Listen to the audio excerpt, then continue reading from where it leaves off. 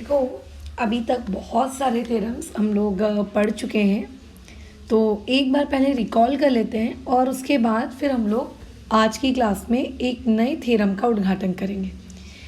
आप एक थ्योरम जो अभी मैं पढ़ा रही हूँ, आप एक ये पढ़ोगे, उसके बाद आप उसका एक कन्वर्स पढ़ोगे, ठीक है। फिर उसके बाद हमारी गाड़ी को थोड़ा सा ब्रेक लगेगा, शांति की। चलो ठीक है, जितने थ्योरम्स मुझे पढ़ने थे मैं पढ़ चुका हूँ। और उसके बाद अब तुम लोग फिर 10.4 एक्सरसाइज करने के लिए एलिजिबल कैंडिडेट बनोगे और फिर बहुत सारे इलस्ट्रेशंस टू फाइंड वाले, ये फाइंड करो वो फाइंड करो, है ना। तो हमने जो ये इतने सारे थ्योरम्स पढ़े, ये न्यूमेरिकल सॉल्व करते वक्त कि ये फाइंड करना है वो फाइंड करना है, उसका ये सारे लॉजिक्स आपको तब अपने इस्तेमाल करने पड़ेंगे। तो थ्योरम्स एकदम मुंह ज़बानी, उनके रिजल्ट्स कब कहाँ लगता है, ये सारी की सारी बातचीत आपको कैसी होनी चाहिए, याद होनी चाहिए, ठीक है। चलो आगे शुरू करते हैं। देखो, पहले एक बार थोड़ा सा रिकॉल कर लेते हैं कि अभी तक आपने कितने कितने थ्योरम्स पढ़ लिए हैं, क्या क्या पढ़ा है। सबसे पहले हम लोगों ने जो थ्योरम पढ़ा, ठीक है, हो सकता है तुम में से कुछ लोगों ने कुछ थ्योरम्स ना पढ़े हों, बट अगर नहीं पढ़े हैं तो मुझे पूछ लेना क्या वो तुम्हें पढ़ने हैं नहीं पढ़ने हैं, तुम्हारे सिलेबस बुक में है नहीं है, वगैरह वगैरह, ठीक है। खैर, बट सर्कल्स में टिल नाउ हमने अभी तक जो जो पढ़ा उसको पूरा रिवाइज कर लेते हैं। सबसे पहला जो फेमस थ्योरम नंबर 1 आप लोगों की झोली में आकर टपका था, ठीक है, वो कौन सा थ्योरम था। हम लोगों के पास ये आया था कि अगर आप सेंटर से परपेंडिकुलर ड्रॉप करोगे, अगर आप सेंटर से परपेंडिकुलर ड्रॉप करोगे, ठीक है, तो क्या होगा, तो कॉर्ड बाइसेक्ट होगी, तो कॉर्ड इक्वल पार्ट्स में टूटेगी, बराबर, इक्वल पार्ट्स में टूटेगी, बराबर। अब मेरी हिंदी हो सकता है टूटेगी थोड़ी पुअर हो गई हो, काफ़ी साल हो गए नहीं लिखा है। फिर उसके बाद हमने थ्योरम नंबर 2 पढ़ा। थ्योरम नंबर 2 ऊपर वाले थ्योरम का जस्ट कन्वर्स था, ठीक है, जस्ट कन्वर्स। इस ऊपर वाले में क्या था कि सेंटर से अगर परपेंडिकुलर ड्रॉप करोगे तो इक्वल पार्ट्स होंगे, और थ्योरम नंबर 2 इसका जस्ट कन्वर्स था। उसने बोला गया था कि अगर इक्वल पार्ट्स हो रहे हैं, ठीक है, अगर कभी भी किसी भी कॉर्ड के इक्वल पार्ट्स हो रहे हैं तो ज़रूर, ठीक है, तो ज़रूर वो लाइन जिसने इक्वल पार्ट्स किए हैं, बराबर, ज़रूर वो लाइन परपेंडिकुलर रही होगी, ठीक है, जिसने उसके इक्वल पार्ट्स किए हैं ज़रूर वो लाइन क्या रही होगी, परपेंडिकुलर रही होगी। This was theorem number 2। फिर आते हैं हम लोग थ्योरम नंबर 3 में। जो थ्योरम नंबर 3 हम लोगों ने पढ़ा, थ्योरम नंबर 3 तो देखो एक बहुत ही इंपॉर्टेंट थ्योरम है।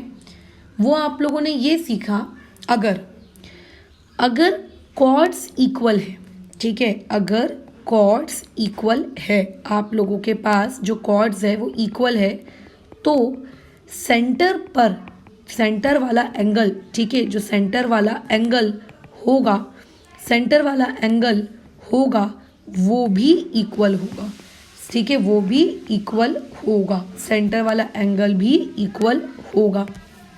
ये हमने पढ़ा। कुछ स्टूडेंट्स हो सकते हैं जो अभी ये वीडियो देख रहे हो, उन्होंने थ्योरम नंबर 3 ना पढ़ा हो, जैसे स्पेसिफिकली कुछ स्टेट बोर्ड के जो बुक्स हैं उनमें सर्कल्स के ये जो थ्योरम नंबर 3 और 4 हैं, ये उनको 10th क्लास के सर्कल्स में कभी ना कभी पढ़ोगे, बट 9th CBSE में ये सारी चीज़ें 9th स्टैंडर्ड में ही है। उनका जो 9th स्टैंडर्ड का सर्कल है वो काफ़ी डिटेल है, काफ़ी डिटेल मतलब काफ़ी डिटेल, और 10th क्लास का उनका जो सर्कल्स है वो एकदम चुन्नू मुन्नू सा छोटा सा प्यारा सा है। और यही चीज़ स्टेट बोर्ड में कैसी है, आप लोगों की उल्टा चलती है। रॉबी बंधा हुआ है ऊपर, नहीं खोल दिए तो नीचे नहीं आया, आ रहा है ना, अभी आएगा। रॉबी नीचे बैठो जी। अब जो आपका थ्योरम नंबर 4 है, ये theorem number 4 just theorem number 3 का क्या है, उल्टा है। थ्योरम नंबर 4 में आपको ये बोला गया था कि अगर, ठीक है, कि अगर आप लोगों का, देखो अब बैकग्राउंड में ना बहुत अजीबोगरीब आवाज़ें ज़रूर सुनाई देंगी क्योंकि मैं अपनी जगह पे नहीं है, किसी और की जगह है, ठीक है। खैर, अभी थ्योरम नंबर 4 पे बात करते हैं कि अगर एंगल इक्वल है, ठीक है, कौन से वाले, सेंटर वाले, अगर एंगल इक्वल है कौन से वाले, सेंटर वाले, तो ज़रूर कॉर्ड्स इक्वल रही होंगी, ठीक है, कॉर्ड्स इक्वल रही होंगी। इसके बाद तुम लोगों ने एक एक्सरसाइज पढ़ी थी जिसमें हमने इन्हीं दोनों थ्योरम्स का दो सर्कल वाला फॉर्मेट भी पढ़ा था, बट खैर मैं उसको अभी थ्योरम में काउंट नहीं कर रही हूँ, मैं उसको छोड़ रही हूँ कि ठीक है वो एक रिजल्ट है जिसको आप याद रखो, दैट्स ऑल, राइट। उसके अलावा अब हम लोग बात करते हैं आज की क्लास में थ्योरम नंबर 5 पे। और भी हो सकते हैं थ्योरम्स जो आपने पढ़े हो, बट मैंने अभी इम्पॉर्टेंट थ्योरम लिखवाई हूँ। अगर ऐसे कराने लगूंगी तो रिकॉल कराने में 15 मिनट का वीडियो चला जाएगा, राइट। थ्योरम नंबर 5 में आते हैं।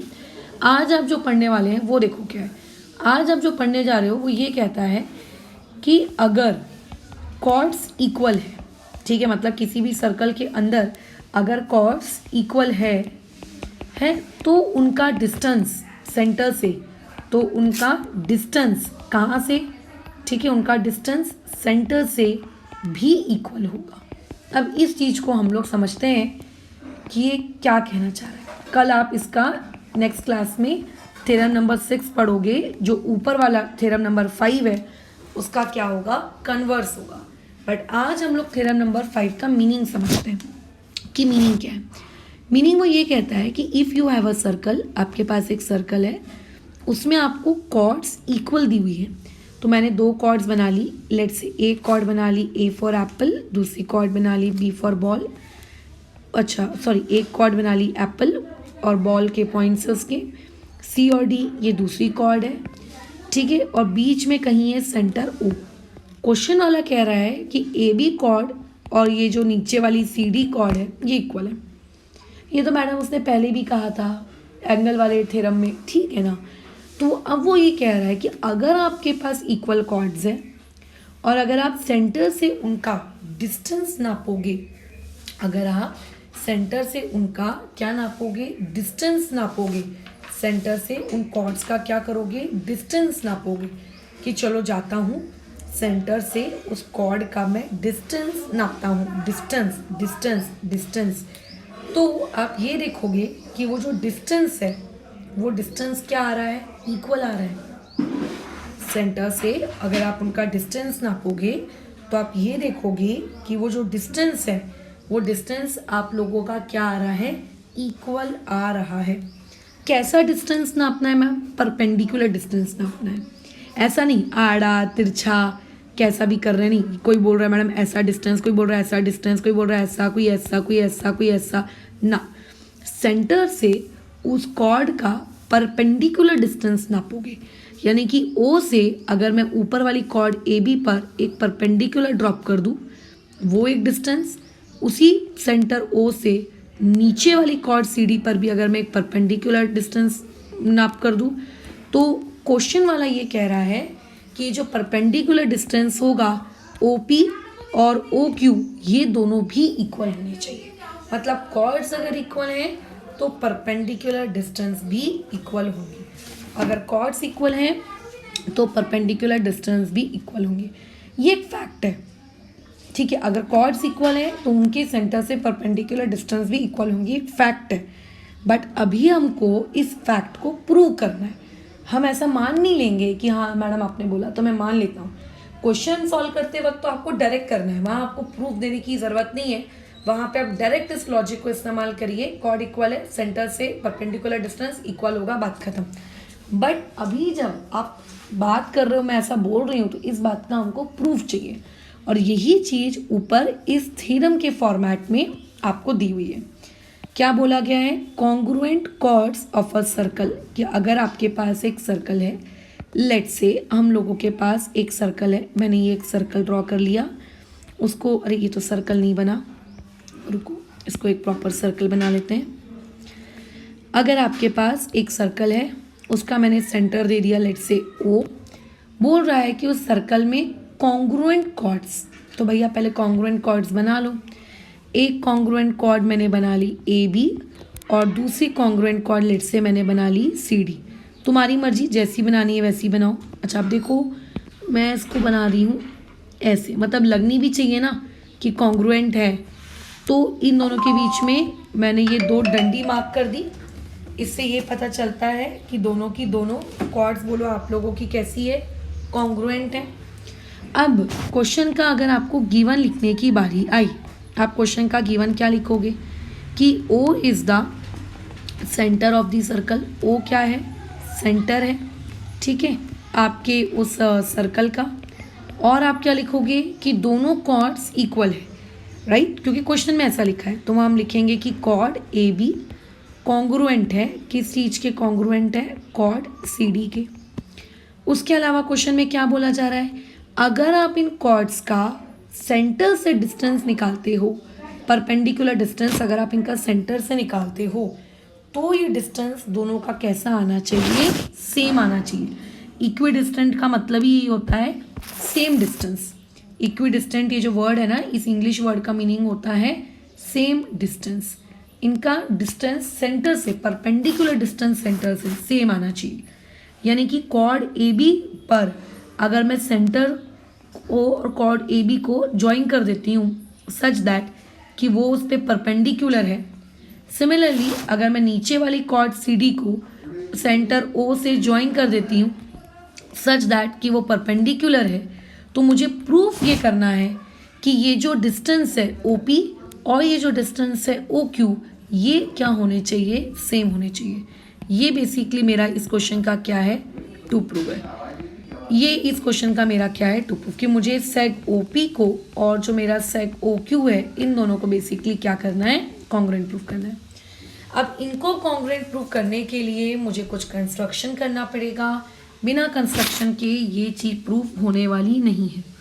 तो क्या कंस्ट्रक्शन करने वाले हैं हम लोग, कुछ नहीं, आपको थोड़ी सी चीज़ों को ज्वाइन करना है, जो कि बहुत ही आसान ज्वाइनिंग है, फटाफट इसको ज्वाइन कर लेते हैं।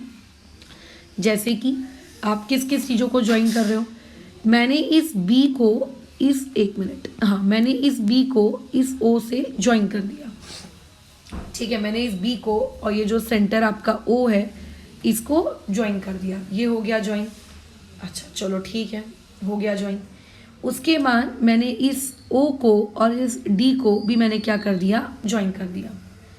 आप किसी और को भी ज्वाइन कर सकते थे, ज़रूरी नहीं है कि मैंने जिनको ज्वाइन किया आप उन्हीं को ज्वाइन करो, आप ए को, सी को, किसी को भी ज्वाइन कर सकते थे। मैंने इन दोनों को कर दिया ज्वाइन, ठीक है। अच्छा अब आगे बढ़ते हैं। सबसे पहले तो इस क्वेश्चन में बहुत सारा कंस्ट्रक्शन इन्वॉल्व है, तो पहले वो लिखना पड़ेगा। सबसे पहला कंस्ट्रक्शन जो यहाँ पे इन्वॉल्व है वो हम लोगों का क्या है कि हमने एक परपेंडिकुलर ड्रॉप किया है, पॉइंट ओ से हमने एक परपेंडिकुलर ड्रॉप किया है ए बी पर। तो ये हम लिखेंगे कि ओ पी इज परपेंडिकुलर, ऐसा लिखना, draw O P perpendicular to chord A B, ये एक कंस्ट्रक्शन। एंड दूसरा ओ क्यू परपेंडिकुलर है, किसके परपेंडिकुलर है, कॉर्ड सी डी के, ये दूसरा कंस्ट्रक्शन। फिर मैंने ओ बी को और ओ डी को ज्वाइन किया है, तो यहाँ हम लिखेंगे join O B and O D, ये हो गया हम लोगों का दूसरा कंस्ट्रक्शन। डन, खत्म, बढ़िया। अब आगे आते हैं हम लोग प्रूफ में कि अब इसको प्रूफ कैसे करना है। अब देखो प्रूफ तो डेफिनेटली मैं बताऊंगी, चीज़ों को तुम याद रखोगे, है ना, पेपर में उठा के छाप भी दोगे, लेकिन इस प्रूफ में एक इतना इम्पॉर्टेंट रिजल्ट, एक इतनी इम्पॉर्टेंट स्टेप तुम्हारे सामने आने वाली है जो कई तुम्हें प्रूफ दैट टाइप के क्वेश्चंस या कई न्यूमेरिकल टाइप के क्वेश्चंस सॉल्व करने में हेल्प करेगी। वो स्टेप क्या है, देखो क्वेश्चन में आपको पहले से बोला जा रहा है कि कॉर्ड ए बी और कॉर्ड सी डी कॉन्ग्रुएंट है, पॉइंट नंबर 1। कंस्ट्रक्शन में हमने क्या किया, हमने कहा कि ओ पी को परपेंडिकुलर ड्रॉप करो ए बी पर, ओ क्यू को परपेंडिकुलर ड्रॉप करो सी डी पर। मैंने आज क्लास स्टार्ट होने से पहले ये सारे थ्योरम इसलिए रिकॉल करवाए ताकि आपको पता होना चाहिए कि हम यहाँ पे कौन सी प्रॉपर्टी यूज़ कर रहे हैं। कभी भी अगर आप सेंटर से परपेंडिकुलर ड्रॉप करोगे तो कॉर्ड्स इक्वल पार्ट्स में टूटेगी, ये वाला कंसेप्ट मैं यहाँ यूज़ करूँगी। अभी सेंटर कौन है, ओ, यहाँ से आपने ओ पी परपेंडिकुलर ड्रॉप किया ए बी पर, तो उसके 2 इक्वल टुकड़े हुए होंगे। उसके कितने इक्वल टुकड़े हुए होंगे, 2।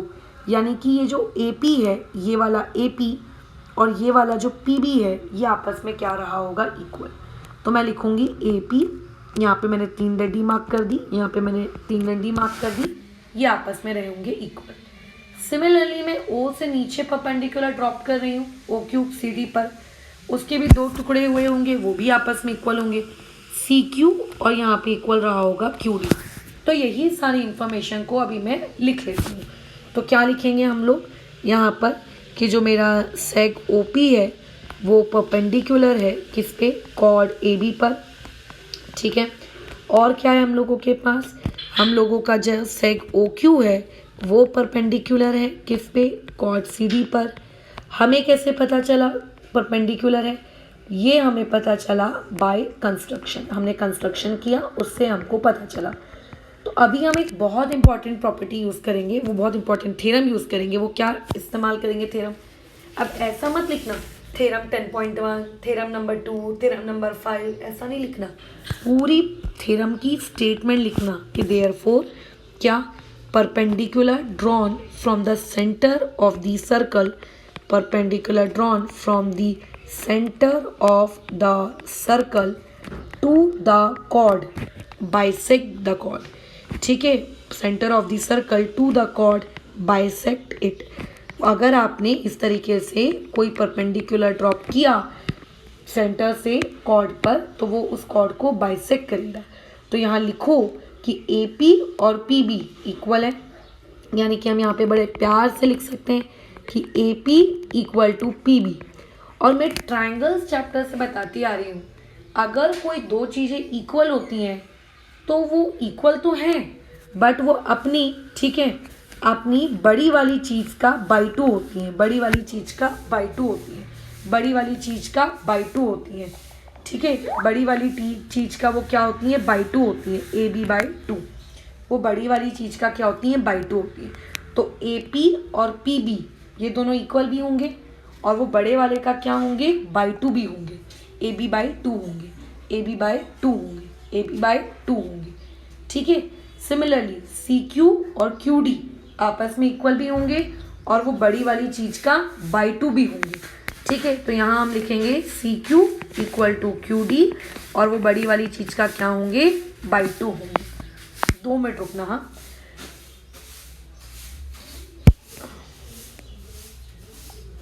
रोनिक तुम्हारा टेस्ट आज ही है, जो टेस्ट तुम देने वाले हो ना, श्रेयन लोग को पहले ही दे चुके हैं 1-1.5 महीना पहले। तुम्हारे टेस्ट में कोई चेंजेस नहीं है, ठीक है। वो उन लोगों के लिए बनाया हुआ वॉइस नोट है, उसको तुम भी टेस्ट देना, तुम्हारे लिए भी अच्छा रहेगा। वैसे वो वॉइस नोट मेरे को भेज रहा था मैंने कल, बट इतना ज़्यादा नेटवर्क इशू था कि कल वो जा ही नहीं रहा था। आज सुबह गया, उसमें से भी एक पहले गया और एक अभी गया है, राइट। तो तुम्हारा टेस्ट आज ही रहेगा। ये वॉइस नोट एक्चुअली कल रात से मैं भेजने की कोशिश कर रही थी और उसमें से भी सिर्फ एक ही वॉइस नोट तुम लोगों को मिला है। बाप रे, दूसरा वॉइस नोट तो सोचो अभी तक नहीं आया है। खैर, थोड़ी देर में एक दूसरा वॉइस नोट भी आएगा। कल रात से चिट्ठी भेजी है, अब आ रही है तुम्हारे पास। तो कल शाम 4 बजे वाइवा होगा बायोमोलिक्यूल्स का, बट तुम लोग परसों के दिन दे देना वाइवा, कल तुम अपना टेस्ट देना, ठीक है। खैर, तो ये दोनों उसके बाई 2 भी होंगे, राइट। ये इतनी इन्फॉर्मेशन क्लियर है, ओके। अब एक काम करो, यहाँ पर इसको इक्वेशन नंबर 1 दे दो, इसको इक्वेशन नंबर 2 दे दो। अब देखो, हम लोगों को ये चीज़ गिवन दी हुई है। क्या गिवन दिया है कि जो ए बी होता है, ठीक है, जो ए बी है और जो सी डी है ये आपस में इक्वल है। क्या दी है मैडम ये इन्फॉर्मेशन, इक्वल? अरे क्वेश्चन में दिया है ना, क्वेश्चन में बोला है ना कि कॉर्ड्स इक्वल है। ये इन्फॉर्मेशन मुझे गिवन दी हुई है, ये इन्फॉर्मेशन इक्वल दी हुई है। अब सुनो, इसको दे दो इक्वेशन नंबर 3। अब सुनो ध्यान से, ए पी पी बी के इक्वल है, पी बी ए बाई 2 के इक्वल है, सी क्यू क्यू डी के इक्वल है और क्यू डी और सी क्यू मिलके सी डी बाई 2 के इक्वल है। क्या ये बात समझ में आ रही है? तो यहाँ पर अपन एक काम करते हैं, जो ऊपर वाली इक्वेशन है A B equal to C D dividing both side by 2, मैंने इसको क्या कर दिया, दोनों तरफ 2 से डिवाइड कर दिया। तो क्या हो जाएगा, ये चीज़ हो जाएगी ए बी अपॉन में 2 equal to C D upon में 2। यानी कि अगर ए बी और सी डी इक्वल हैं तो उनका AB/2 और उनका CD/2 ये भी इक्वल होंगे। अब तुम देखो इक्वेशन नंबर 1 को, इक्वेशन नंबर 2 को, इक्वेशन नंबर 3 को। फ्रॉम इक्वेशन 1, 2 एंड 3 तुम्हें क्या शिक्षा मिलती है? फ्रॉम इक्वेशन 1, 2 एंड 3 हमें ये शिक्षा मिलती है कि AB/2 और CD/2 दोनों इक्वल है। किसके? आपस में। ये दोनों आपस में इक्वल है, ये दोनों आपस में इक्वल है। अगर ये दोनों इक्वल होंगे तो इनके ये जो बच्चे हैं ये दोनों लोग भी आपस में इक्वल होंगे। यानी कि हम फ्रॉम इक्वेशन 1, 2 एंड 3 ये लिख सकते हैं कि AP equal to PB equal to AB/2 है ना, equal to CD/2 equal to CQ equal to QD। मतलब सब आपस में इक्वल है, सब आपस में इक्वल है। ये बहुत इंपॉर्टेंट था, इसी से तुमको आगे इस क्वेश्चन को प्रूव करने में मदद मिलेगी। तो ध्यान रखना, अगर दो कॉर्ड्स इक्वल होती हैं तो उनके टुकड़े भी आपस में इक्वल होते हैं। ये बहुत इंपॉर्टेंट पॉइंट है। अगर कॉर्ड्स इक्वल हैं तो उनके टुकड़े भी इक्वल होते हैं। अगर कॉर्ड्स इक्वल हैं तो उनके टुकड़े भी इक्वल होते हैं। ये बहुत इंपॉर्टेंट है। अब तुम्हारे पास ये दो ट्रायंगल है, एक ट्रायंगल है ये वाला है ना, और एक ट्रायंगल है तुम्हारे पास ये वाला। अब आप करो, इन दोनों ट्रायंगल को कॉन्ग्रुएंट प्रूव करो। क्या आप इन दोनों ट्रायंगल को कॉन्ग्रुएंट प्रूव कर सकते हो? बिल्कुल कर सकते हैं। कैसे? देखो, O से लेकर B ये एक रेडियस है, O से लेकर D ये एक रेडियस है, राइट। तो दोनों रेडियसेस तो इक्वल होंगी ही होंगी। तो पहले जिन ट्रायंगल को कॉन्ग्रुएंट प्रूव करना है वो लिख दो। तो क्या हो जाएगा आप लोगों के पास? इन ट्रायंगल प्रॉपर तरीके से लिख लेते हैं, 2 मिनट। इन ट्रायंगल O क्या है आपके पास? PB और दूसरा है OQD। अब वहाँ पे आपको जो जो इक्वल दिख रहे हैं आप लिखते जाओ। सबसे पहली चीज़ जो मुझे वहाँ पे इक्वल दिख रही है वो क्या है? ये जो PB है और ये जो QD है ये आपस में इक्वल है। sec PB congruent to sec QD। कैसे मैडम? ये तो आपको दिया नहीं था। आप देखो ना, मैंने इक्वेशन नंबर 4 से इस चीज़ को प्रूव करके बताया कि अगर दो कॉर्ड्स इक्वल है तो उनके टुकड़े भी इक्वल हों। दूसरी इंफॉर्मेशन, मेरे पास ये भी एंगल P है और मेरे पास ये भी एंगल Q है। एंगल P भी मेरे पास 90 डिग्री है, एंगल Q भी मेरे पास 90 डिग्री है कंस्ट्रक्शन के वाया। तो मैं यहाँ लिख सकती हूँ कि angle P congruent to angle Q, और यहाँ पे रीज़न दे सकती हूँ फ्रॉम कंस्ट्रक्शन। कहाँ से आई ये इन्फॉर्मेशन मेरे पास कि ये दोनों इक्वल होंगे? कंस्ट्रक्शन से आई, ठीक है, क्योंकि दोनों के दोनों कितने डिग्री के हैं? 90 डिग्री के हैं। और मेरे पास क्या इन्फॉर्मेशन है जो मेरे को दोनों ट्रायंगल्स में इक्वल दी है? seg OB और seg OD ये मुझे इक्वल दी हुई है। तो यहाँ पे हम लिखेंगे प्यार से कि जो seg OB है ये कॉन्ग्रुएंट है किस चीज़ के? seg OD के। और इसका रीज़न हम देंगे radii of same circle. Same circle के ये क्या है? रेडियसेस हैं। तो इससे अब हमें ये प्रूफ होता है कि मेरा जो ट्रायंगल OPB है वो कॉन्ग्रुएंट होगा ट्रायंगल OQD के। और इसका रीज़न हम क्या देंगे?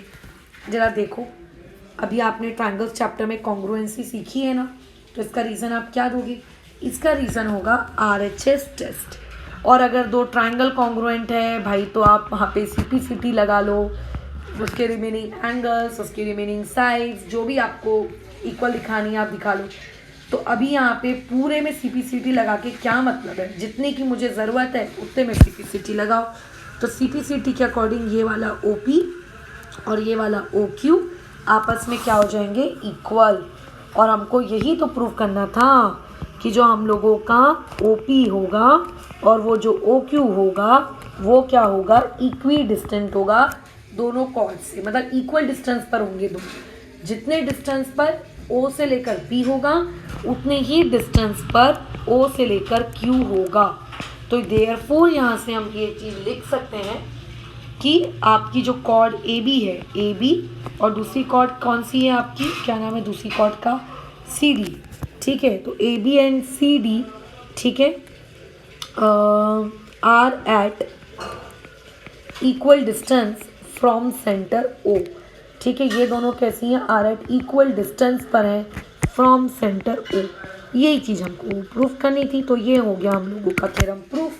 थोड़ा सा बड़ा था बाकी अदर थ्योरम्स की अपेक्षा, बट इससे एक बहुत इंपॉर्टेंट रिजल्ट क्या पता चला, अगर कॉर्ड्स इक्वल होती हैं तो उनके छोटे छोटे टुकड़े भी इक्वल होते हैं। अगर दो कॉर्ड्स इक्वल होती हैं तो उनके सेंटर से परपेंडिकुलर वाले डिस्टेंस भी इक्वल होते हैं। Right, we are done. अब इसी थ्योरम के बेसिस पर एक छोटा सा ये एमसीक्यू बनाते हैं ताकि इसकी एप्लीकेशन तुम्हें समझ में आए कि किस तरीके से की गई है। देखो क्या बोल रहा है कि O is the centre of the circle. ठीक है, AB इक्वल टू CD, मतलब आपको बोला जा रहा है कि जो आपकी कॉर्ड AB है वो कॉर्ड CD के इक्वल है। आपको OP दिया है, यानी कि ये सेंटर से लेकर ये P का परपेंडिकुलर वाला डिस्टेंस दिया है 4 सेंटीमीटर। आपको ये OQ कैलकुलेट करना है। अभी मैंने क्या बताया, अगर आप लोगों की कॉर्ड्स इक्वल है तो क्या होगा, सेंटर से जो परपेंडिकुलर डिस्टेंस है वो भी इक्वल होंगे। राइट, वो भी इक्वल होंगे, सेंटर से परपेंडिकुलर डिस्टेंस भी इक्वल होंगे। तो अभी AB और CD आपको इक्वल दी हुई है। AB का सेंटर से परपेंडिकुलर डिस्टेंस क्या है बताओ जरा, देखकर बताओ। OP और CD का सेंटर से परपेंडिकुलर डिस्टेंस क्या है, OQ। तो OP और OQ भी इक्वल होंगे। क्वेश्चन में पहले से आपको OP कितना दिया है, 4, OQ पूछ रहा है, सो देयरफॉर OP और OQ दोनों ही कितना आ जाएगा, 4 सेंटीमीटर। ये एप्लीकेशन थी इस पर्टिकुलर थ्योरम की।